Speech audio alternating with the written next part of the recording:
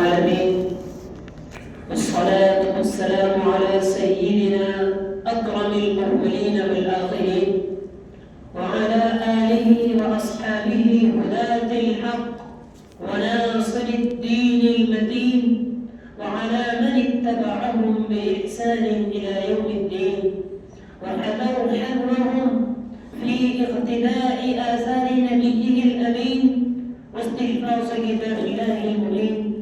أما بعد، فقال الله تبارك وتعالى في كتابه المجيد والفرقان الحميد: أعوذ بالله من الشيطان الرجيم، بسم الله الرحمن الرحيم: وذروا ظاهر الإثم وباطنه. وقال تعالى في مقام آخر: وقل اعملوا فسيرى الله عملكم ورسوله. صدق اللہ مولانا العظیم.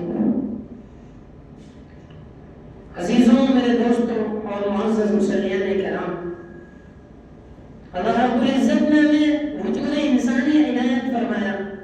اللہ رب العزت نے ہمیں انسان کے وجود میں پیدا فرمایا.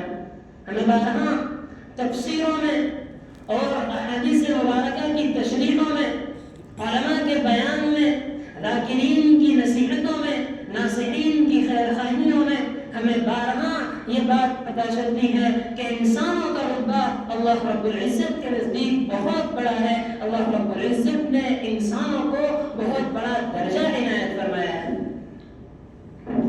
انسانوں کا درجہ اللہ رب العزت کے نزدیک بہت بڑا ہے. اس کا مطلب یہ ہے کہ اللہ رب العزت انسانوں سے کچھ چاہتے ہیں.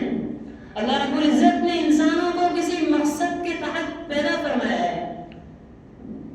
لہذا اگر یہ انسان جس کو اللہ رب العزت نے بہت بڑا درجہ عنایت فرمایا ہے، اگر یہ انسان اللہ رب العزت کی نافرمانی کرتا ہے، اگر یہ انسان اللہ رب العزت کے حکموں کو توڑتا ہے، تو یہ سوچنے کی بات ہے کہ ایک بادشاہ کا خاص وزیر، ایک بادشاہ کے خاص مقرب لوگ اس کے حکم کی نافرمانی کر رہے ہیں، اس کے سامنے غداری کر رہے ہیں، تو کیا یہ بادشاہ کو بات پسند آئے گی؟ بالکل پسند نہیں آئے گی. میرے دوستوں، اللہ رب العزت نے قرآن کریم میں ارشاد فرمایا، میں نے آپ کے سامنے آیت مبارکہ کی تلاوت کی: وَذَرُوا ظَاهِرَ الْإِثْمِ وَبَاطِنَهُ. تم جو گناہ ظاہر میں کرتے ہو اور جو گناہ تم چھپ کر کرتے ہو، تنہائیوں میں کرتے ہو، ان تمام گناہوں کو ترک کر دو، ان تمام گناہوں کو چھوڑ دو. اللہ رب العزت قرآن کریم میں فرماتے ہیں گناہ ایک ناسور کے مانند ہے. گناہ ایک ناسور ہے. مثلا اگر کسی انسان کے جسم کے کسی حصے میں کینسر ہو جائے، کینسر ایک لاعلاج بیماری ہے، اگر یہ کینسر انسان کے جسم میں ہو جائے، اس کو اگر ابتداءً اس کا علاج یہ ہے کہ اس حصے کو کاٹ کر نکال دیا جائے. جس حصے میں کینسر ہوا ہے اس حصے کو کاٹ کر نکال دیا جائے. یہ کینسر میں، ابتدائی کینسر میں اس کا علاج ہے. لیکن اگر انسان نے اس کی طرف توجہ نہیں دی، ہم نے اس کی طرف توجہ نہیں دی اور وہ کینسر بڑھتا چلا گیا حتیٰ کہ وہ جسم انسانی کی ہلاکت کا سبب بنے گا اور وہ انسانی جسم کو فنا کر دے گا اور اس کینسر کی وجہ سے اس انسان کی موت واقع ہو جائے گی. گناہ بھی اسی طرح ہے. گناہ بھی کینسر کے مانند ہے کہ گناہ اگر ابتدا میں ہے، گناہ اگر انسان شروع میں کرتا ہے اور ابتدائی گناہ ہے، ابھی اس کی عادت نہیں لگی ہے، ابھی اس کی عادت راسخ نہیں ہوئی ہے، تو انسان اس گناہ کو اگر ترک کر دے، اس گناہ کو چھوڑ دے تو یہ گناہ چھوٹ سکتے ہیں. لیکن اگر وہ انسان نے اس چھوٹے گناہ کی طرف ابتدا میں اس گناہ کی طرف توجہ نہیں دی اور اس پر لگاتار اس گناہ کو کرتا رہا، اس میں اتنا راسخ اور مشغول ہو گیا، ایسا موقع آئے گا کہ وہ اسے چھوڑ نہیں سکتا. یہ گناہ ابتدا میں کچے دھاگے کی طرح ہے کہ کچے دھاگے کو تو بچہ بھی توڑ سکتا ہے. لیکن اگر گناہ کو ہم نے نہیں چھوڑا، ہم نے ابتدا میں گناہ کو نہیں چھوڑا، تو اس کی مثال جہاز کے لنگر کے مانند ہو جائے گی کہ آندھیاں بھی آتی ہیں، سمندر میں موجیں بھی آتی ہیں، بہت سے طوفان بھی آتے ہیں، لیکن وہ لنگر اپنی جگہ سے ہلتا نہیں ہے. اسی طرح اگر ابتدا میں گناہ کو نہیں چھوڑا گیا، ابتدا میں گناہ کو ترک نہیں کیا گیا، شروع میں اگر گناہ کو نہیں چھوڑا گیا، تو اس کی مثال جہاز کے لنگر کے مانند ہو جائے گی کہ انسان چھوڑنا بھی چاہے گا پھر بھی نہیں چھوڑے گا.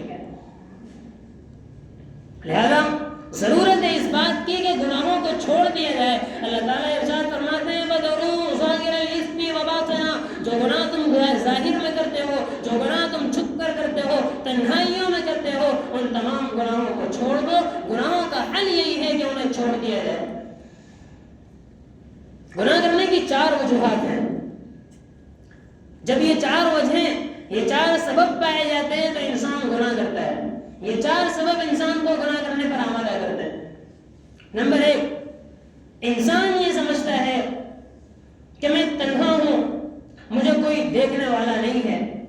جب یہ تصور انسان کے ذہن میں بیٹھ جاتا ہے تو یہ گناہ کا سبب بنتا ہے, اور یہ اکیلا ہونا اور اس کو کسی کا نہ کہنا کچھ بھی انسان کو گناہ کی طرف مائل کرتا ہے. اس کا جواب قرآن کریم میں اللہ رب العزت نے دیا, ان ربک لبالمرصاد, آپ کا رب تمہاری گھات میں ہے.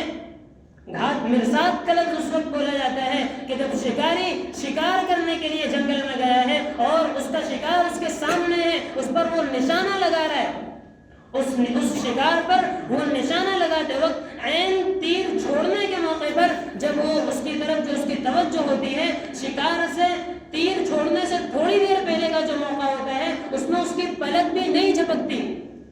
اس موقع پر مرصاد کا لفظ بولا جاتا ہے کہ شکاری شکار کی گھات میں ہے. تو اللہ رب العزت نے فرمایا ان ربک لبالمرصاد, آپ کا